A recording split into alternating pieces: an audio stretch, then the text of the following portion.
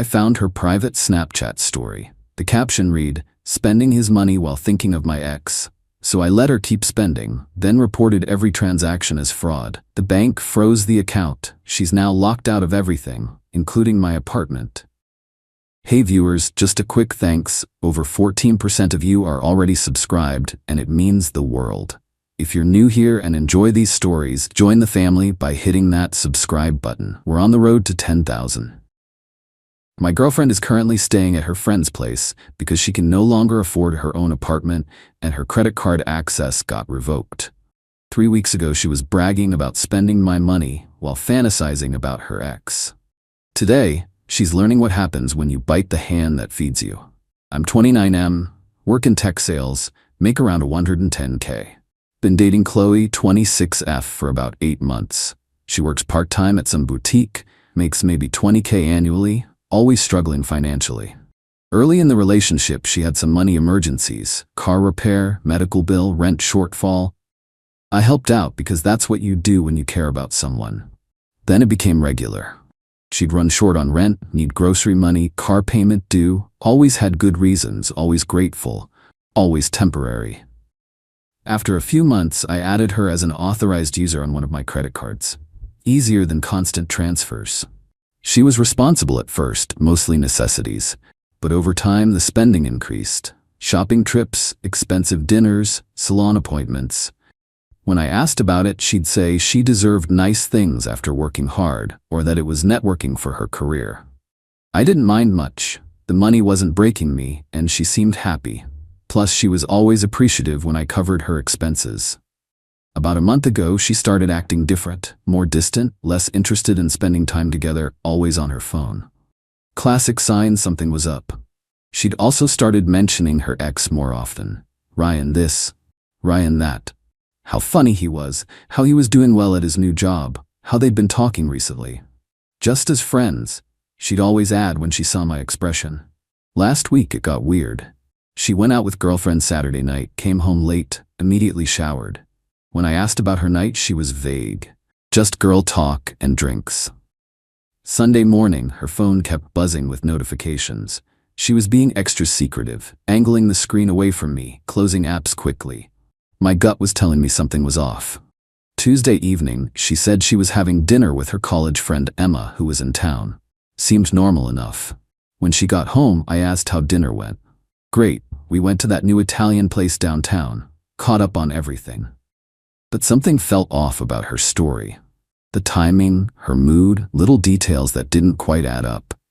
Wednesday, I started paying closer attention to her phone habits, her stories, her behavior patterns. She was being extra secretive with social media, especially Snapchat. Thursday morning, she left her phone on the kitchen counter while she showered. The screen was still unlocked from whatever she'd been doing. I know it was wrong, but my instincts were screaming that something was happening. The phone was open to Snapchat. There was a story post visible that I'd never seen before. Private story for close friends only. The current post was from Tuesday night. Photo of expensive wine and restaurant food. Caption, "Spending his money while thinking of my ex." My blood went cold. I scrolled back through the private story. More posts going back weeks. All expensive experiences, shopping hauls, spa days, nice dinners, all with captions about using his money while being with or thinking about someone else. One from last weekend, Manny Petey before seeing Ryan, "Thanks babe for the credit card." Another from 2 weeks ago, "New dress for date night, too bad it's not with the one I want." She'd been documenting her financial infidelity for weeks, making jokes about spending my money while pursuing her ex. I took photos of the posts with my own phone before she finished showering. That's when I started planning my response. Update 1, building the case. Spent Thursday researching my options, called my bank Friday morning to understand the process for credit card disputes. The representative explained that authorized users can make legitimate purchases, but if those purchases were made under false pretenses, or for purposes the primary cardholder didn't approve, there might be grounds for disputes. We'd need documentation showing the charges were outside the scope of what you authorized, they said. I had authorized Qley to use the card for shared expenses and reasonable personal items. I had not authorized her to fund dates with her ex while openly mocking me. Friday, I documented every suspicious charge from recent weeks, cross-referenced them with her social media posts and the timeline of her secretive behavior. That evening, she mentioned going out with work friends Saturday night. Based on her recent pattern, I suspected this was code for seeing Ryan. "Sounds fun," I said. "Have a good time." She smiled and kissed my cheek. "You're the best." Saturday, she got ready like she was going to a club. Full makeup, expensive dress, designer perfume, for drinks with work friends. After she left, I continued building my documentation. Every charge that aligned with her private story posts. Every expense that happened before or after her lies about where she was going. Sunday morning, while she was still sleeping, I called my bank's customer service line. "I need information about disputing charges made by an authorized user who has been using the card for unauthorized purposes." They explained the process. I'd need to provide specific charges with evidence that they were outside the agreed scope of card use. If you have documentation showing the authorized user was deliberately misusing the card, you can dispute those specific charges. I requested the dispute forms and gathered all my evidence. Sunday afternoon, while Qley was out, I also consulted with my lawyer friend about the situation. If she's been living in your apartment for months, she might have tenant rights, even without being on the lease, he warned. You can't just lock her out without proper notice. What if I gave her 30 days notice to leave? That would be the legal way to handle it. Document everything in writing. That evening, I drafted a formal notice, giving Qley 30 days to find alternative housing arrangements.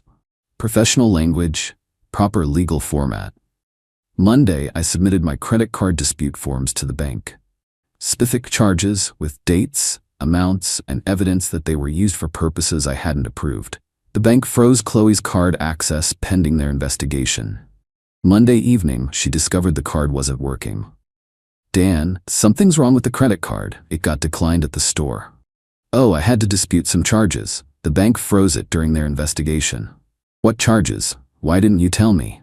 "Charges that were outside what we agreed on. Don't worry about it." She looked confused but didn't push further. Tuesday, I handed her the 30-day notice. "What's this?" "Notice that you need to find your own place. Our relationship isn't working out." "Dan, what's going on? This seems really sudden." "It's not sudden. It's been building for a while." "Is this about the credit card thing? We can work that out." "It's about a lot of things. You have 30 days. She tried to argue, but I stayed firm. The notice was legal and final. Update 2, the investigation. Over the next 2 weeks, Qley's world started unraveling as reality set in. The bank investigation took its course. They reviewed each disputed charge and the evidence I provided. Several charges got approved for reversal, specifically ones that aligned with her documented deception. About $2,400 in charges got reversed. Not everything, but the ones where I could prove they were connected to her secret activities.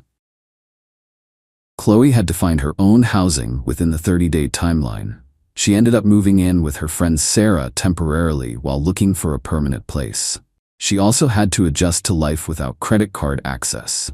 The bank didn't restore her authorized user status while the investigation continued. "Dan, please, this is ruining my credit and my life. Can't you just tell them it was a misunderstanding? The bank will finish their investigation and make their own decision." "I can't afford anything without that card. I'm living off my friend's couch." "Maybe you should have thought about that before using my money to fund dates with your ex." She went quiet. "How did you know about Ryan?" "I know about everything. The private story, the lies about where you were going, all of it." "You went through my phone?" "I saw what you left open. You documented everything yourself." "Those posts were just me being dramatic for my friends. They didn't mean anything. They meant enough that you bragged about spending my money while thinking about someone else." "Dan, I made mistakes, but this is destroying my life. I lost my apartment. I can't get approved for my own credit card. I'm basically homeless." "You're learning what life costs when you have to pay for it yourself." 3 weeks after the 30-day notice, Qley moved out completely. Found a room to rent in a house with several roommates. Much different lifestyle than when I was subsidizing everything. Her relationship with Ryan didn't survive the transition to reality either. Apparently he was fine with being her secret romance while I funded their activities, but wasn't interested in supporting her financially himself. A month later, she tried reaching out through mutual friends, asking them to convince me to reconsider. When I explained the real situation to those friends, they stopped carrying her messages. Final update, 3 months later. Life has been much better since establishing proper boundaries. Turns out when you're not funding someone else's deception, you have more money and peace of mind. The bank investigation concluded with partial reversal of disputed charges. Qley's authorized user status was permanently revoked due to misuse of card privileges. She's had to completely restructure her lifestyle. Working more hours at her retail job, living in a shared house, taking the bus instead of Uber, cooking instead of eating out. Got updates through mutual acquaintances that she's struggling with the adjustment. Apparently, reality is harder when you're not living off someone else's credit card. Her secret relationship with Ryan ended quickly, once she needed actual support instead of just funded dates. He moved on to someone else within a few weeks. Most satisfying part was hearing that her close friends, the ones who saw her private story, started questioning her character after learning the situation had blown up. Being associated with someone who got caught financially deceiving their boyfriend wasn't good for their reputations. Started dating someone new recently. Sarah works in marketing, makes good money, pays her own bills. The difference is refreshing. When I told her about the Qley situation, her response was perfect. Anyone who brags about spending their partner's money while cheating deserves exactly what they get. The revenge wasn't dramatic or elaborate. It was just removing my financial support and letting her face the natural consequences of her choices. Qley wanted to have it both ways. Wanted my financial stability while pursuing her ex, wanted to mock me to her friends while benefiting from my generosity. She got exactly what she documented in her private story. Life funded by her own minimum wage job instead of my credit card. The Snapchat posts were her confession. She provided all the evidence I needed to justify protecting myself financially. She thought she was being clever, bragging to her friends about using me. Instead, she created documentation that supported my disputes with the bank. Sometimes the best response to being used is just stopping the flow of resources and watching reality set in. Qley learned that money from someone you're deceiving comes with risks. When they find out and cut you off, you're left funding your own choices. She's welcome to think about her ex all she wants now. She just has to do it while paying her own bills. The private story said it all. Spending his money while thinking of my ex. Now she can think of whoever she wants while spending her own money. Much more honest arrangement. Perfect ending to what was really just a financial support system, disguised as a relationship. I found out my girlfriend had 4 other boyfriends. I contacted them all. For her birthday, we threw her a surprise party. She walked in to see all 5 of us standing there together. I handed her a cake that said, "Happy birthday to our girlfriend." My girlfriend Jessica is a miracle of modern logistics. For the last year, I thought I was in a normal, committed relationship with a vibrant, if slightly chaotic, woman. I had no idea I was actually just one part of a complex, multi-layered romantic enterprise. Jessica wasn't just my girlfriend. She was the CEO of a startup with 5 active clients, and we were all her boyfriend. I discovered this last Tuesday by complete accident. Jessica is pathologically careless with her phone. She left it in my car when I dropped her off at her yoga class. I found it on the passenger seat an hour later, and being the good boyfriend, I decided to drive it back to her so she wouldn't be without it. As I was pulling up to her yoga studio, the phone screen lit up. A notification from a guy named Derek, work, with a heart emoji next to his name. The message read, "Thinking about you. Last night was amazing." My heart stopped. Last night, she had been with me. We had watched a movie and fallen asleep on the sofa. Then another notification popped up. A guy named Steve, Jim. The message, "Can't wait for our hike this weekend. Beautiful." We were supposed to be going to my parents' house this weekend. It was like a switch flipped in my head. The confusion and hurt were there, but they were immediately overtaken by a cold, morbid curiosity. My hands shaking, I opened her phone. She had used her fingerprint to unlock it in my car earlier, so it was still open. I didn't go digging deep. I didn't have to. The main screen of her messaging app was a switchboard of deception. There was Derek, her work husband, who she was clearly sleeping with. There was Steve, her personal trainer, who was more than just a trainer. There was a long-distance guy named Paul, an old flame from college, to whom she was promising to visit soon on a girls' trip. And then there was me, Ben, the stable, reliable, live-in boyfriend, the anchor of the entire operation. I felt a wave of nausea followed by a surge of pure, unadulterated rage. But then a third feeling emerged, something far more dangerous, a sense of profound, analytical focus. She wasn't just a cheater. She was a master scheduler, a brilliant con artist. A betrayal this complex, this audacious, didn't deserve a simple, screaming confrontation. It deserved a response of equal complexity and creativity. I drove home, her phone still in my hand. I spent the next 5 hours in a state of hyper-focused investigation. I went through her messages, her calendar, her social media. I was no longer her boyfriend. I was an auditor, examining the books of a fraudulent corporation. It was worse than I thought. There wasn't just 4 other boyfriends, there were 5. The 5th was a wealthy, older, divorced man named Marcus, who she had listed in her phone as mentor. He was the one funding the designer bags and expensive spa days she claimed she was paying for with her freelance graphic design work. Each of us served a purpose. I was the stable home base.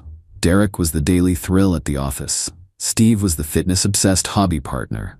Paul was the romantic, long-distance fantasy. And Marcus was the bank. She had built a perfect ecosystem of men, each one fulfilling a different need, all of them completely unaware of the other's existence. By the end of the night, I had a complete dossier. I had their full names, their photos, their phone numbers, and a collection of screenshots of her messages to each of them, detailing her lies and her schedule. My plan began to form. A private confrontation would be pointless. She was a professional liar. She would just create a new lie. No, the only way to properly address a deception of this magnitude was to bring all the deceived parties together. The only way to show her the truth of what she had done was to have all 5 of her boyfriends in the same room at the same time. Her birthday was in 3 weeks. She was already dropping hints about wanting a big surprise party. She had no idea what kind of surprise I was about to start planning.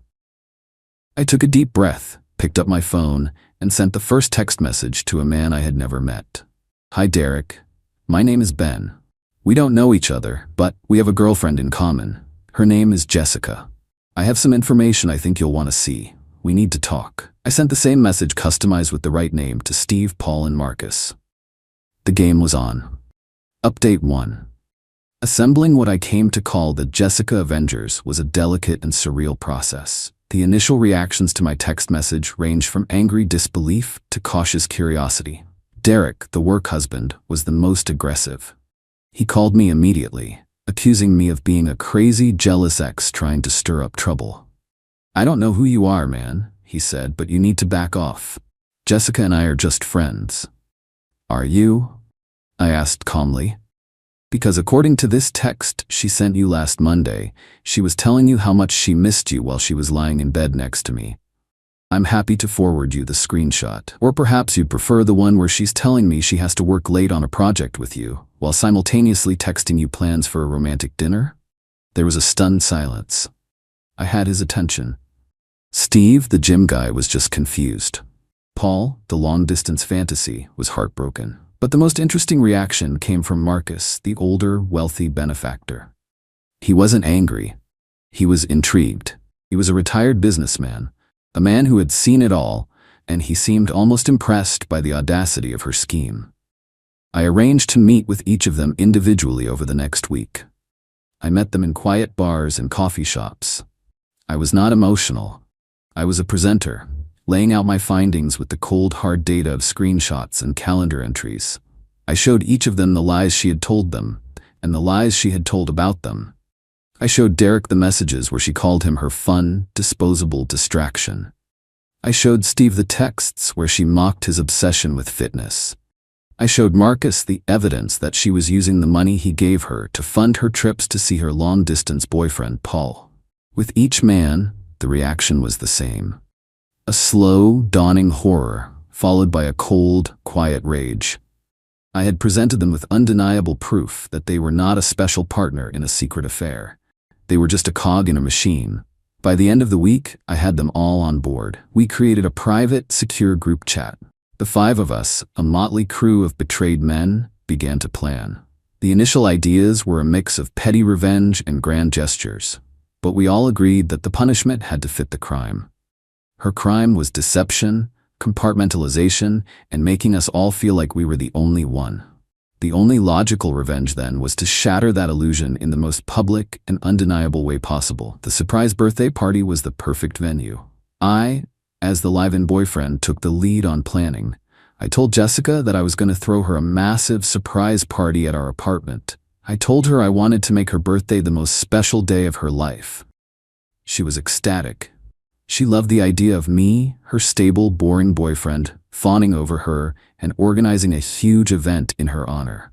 We set the date and time. I told her she needed to be out of the apartment for the entire afternoon so I could decorate and get everything ready. I told her to dress up, that it was going to be a fancy affair. She bought a new, expensive dress for the occasion, probably with Marcus's money. The 5 of us coordinated the logistics. Derek was in charge of getting a banner made. Steve, the gym guy, handled the drinks. Paul, the long-distance boyfriend, agreed to drive into town for the event. And Marcus, with a wry smile, said he would take care of the cake. The plan was simple. There would be no other guests, no friends, no family. The only attendees at Jessica's surprise party would be her 5 boyfriends. We would all gather at my apartment an hour before she was due to arrive. We would set the scene. And then we would wait. She thought she was walking into a party celebrating her. She had no idea she was walking into a final, public shareholder meeting for the failed corporation of her love life, and her employment was about to be terminated. Update 2. The day of the party was one of the most surreal of my life. The 4 other men arrived at my apartment at 6 o'clock sharp. It was the first time we had all been in the same room together. The atmosphere was a strange mix of tension, camaraderie, and a shared, grim sense of purpose. We were 5 strangers from completely different walks of life, united by the lies of one woman. Derek, the work husband, unrolled the banner. It was a masterpiece of passive aggression. It just said, in big, cheerful letters, "Happy birthday." No name, just a general, impersonal declaration. We hung it over the living room window. Steve, the gym guy, stocked the fridge with an impressive amount of beer and champagne. "Might as well have a real party after the guest of honor leaves," he said with a wry grin. Paul, the long-distance boyfriend, had a haunted look in his eyes. The betrayal seemed to have hit him the hardest. He just quietly helped arrange the furniture. And then Marcus, the benefactor, arrived. He was carrying a large, square cake box from the most expensive bakery in the city. He placed it on the kitchen counter with the reverence of a man handling a sacred object. "The inscription is exactly as we discussed," he said, a glint in his eye. We spent the next hour making small talk, a group of men who should have been rivals, now allies in a common cause. We compared stories, laughed at the audacity of her lies, and discovered the intricate web of scheduling she had used to keep us all apart. It was like a support group for the victims of a charismatic cult leader. At 7:45, I received a text from Jessica. "Just left the spa, so excited for my surprise. Be there in 15 minutes, love you, so." I showed the text to the others. A quiet, determined silence fell over the room. It was time. We took our positions. We arranged ourselves in a casual semicircle in the middle of the living room, facing the front door. We just stood there, 5 men, waiting. At exactly 8 o'clock, we heard her key in the lock. The door swung open. Jessica stepped inside, a brilliant, beaming smile on her face, ready to be showered with affection. "Surprise!" she called out into the apartment. Her smile faltered the moment she saw us. It didn't vanish immediately. It just froze, her brain struggling to process the scene in front of her. She saw me. Then she saw Derek next to me. Her eyes widened. She saw Steve on my other side.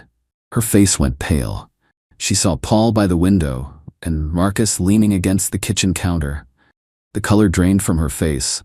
Her designer handbag slipped from her fingers and fell to the floor with a soft thud. She looked like she had walked into a room and found all of her secret lives having a meeting without her. What is this?" she stammered, her voice a hoarse whisper. "What are you all doing here?" No one said a word. We just stood there, a silent jury. I stepped forward. I was holding the cake. With a calm, steady hand, I lifted the lid off the box and turned it so she could read the beautiful, swirling blue icing. It said, "Happy birthday to our girlfriend." The silence was broken by a small, choked gasp from Jessica. She stared at the cake, then at our faces, her expression crumbling from confusion into pure, unadulterated horror. She tried to lie. It was a desperate, pathetic final gambit. "I don't understand," she cried, tears welling in her eyes. "Ben, who are all these men? Why are they in our apartment?" Derek was the first to speak. "Don't, Jessica," he said, his voice cold. "Just don't. We know everything. I'm the work husband. I'm the personal trainer," Steve added, his arms crossed. "I'm the old college friend," Paul said, his voice full of a quiet sadness. "And I," Marcus concluded, pushing himself off the counter, "am the mentor and the chief financial backer of this entire sordid little enterprise, apparently." She looked at me, her last hope. "Ben, please," she whispered. "Tell me this is a joke." "The only joke here, Jessica," I said, my voice flat, "was me, was all of us, but it's not funny anymore." I placed the cake on the coffee table. "The party's over," I said. "Happy birthday." Final update: the scene in the apartment after the cake reveal was a complete and total meltdown. Jessica's brain seemed to short-circuit. Faced with the impossible reality of all her separate lives colliding in one room, she didn't have a coherent strategy. She just cycled through every manipulative tactic in her arsenal. First, she tried denial, insisting we were all crazy, that we were all part of some elaborate prank I was playing. When that didn't work, she tried to isolate and conquer, turning to each of us individually. She tried to tell Derek that the others meant nothing. She tried to tell Paul that he was the only one she ever really loved. It was a pathetic performance, and none of us were buying it.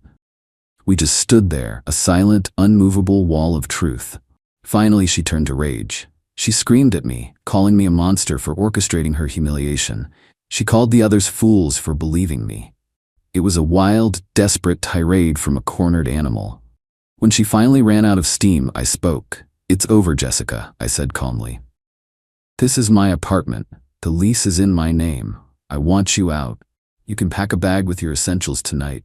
You have 1 week to get the rest of your things." Then, one by one, the other men delivered their own verdicts. "We're done," Derek said. "Don't ever contact me again," Steve added. Paul just shook his head and walked out the door without a word. Marcus, the businessman, was the most cutting. "Consider my mentorship and all associated financial benefits permanently concluded," he said. "I suggest you find a new investor." Within the space of 15 minutes, she had been dumped simultaneously by 5 different men. She left that night with a single suitcase, her face a tear-streaked ruin. The 5 of us, the newly formed Brotherhood of the Betrayed, actually stayed for a while. We opened the champagne, we cut the cake. It was delicious, and we had our own very strange, very cathartic party. We toasted to our shared freedom. The aftermath was exactly as you would expect. Jessica's life imploded. She had lost her home, her primary source of stability, her work distraction, her hobby partner, her romantic fantasy, and her bank, all in one night. The story of her 5-boyfriend surprise party became a legend in our respective social circles. She was a pariah. She tried a few desperate moves. She sent me a series of threatening emails, demanding I pay her for her emotional investment in our relationship. I had my lawyer send her a cease and desist letter that shut that down immediately. She tried to spin a victim narrative online, but the story was too well known. Everyone knew the truth. The last I heard, she had to move back to her hometown to live with her parents, completely disgraced. The grand, exciting life she had built for herself was revealed to be a fragile house of cards, and we had just gently blown it over. A month after the party, the 5 of us met up for a beer. It was a bizarre but hilarious evening. We were 5 completely different guys, but we had a bond that no one else could understand. Marcus, who had done some digging, informed us that Jessica had a long history of this kind of behavior. We weren't the first, but thanks to our little party, we were almost certainly the last. As for me, my life is peaceful. The apartment is quiet. I didn't seek revenge out of rage. I did it as a matter of principle. She treated people like disposable assets, like items on a checklist. I simply organized a meeting of all the assets to compare notes. She wasn't a girlfriend, she was a Ponzi scheme. And all I did was call a meeting of the investors to inform them that the fund was bankrupt.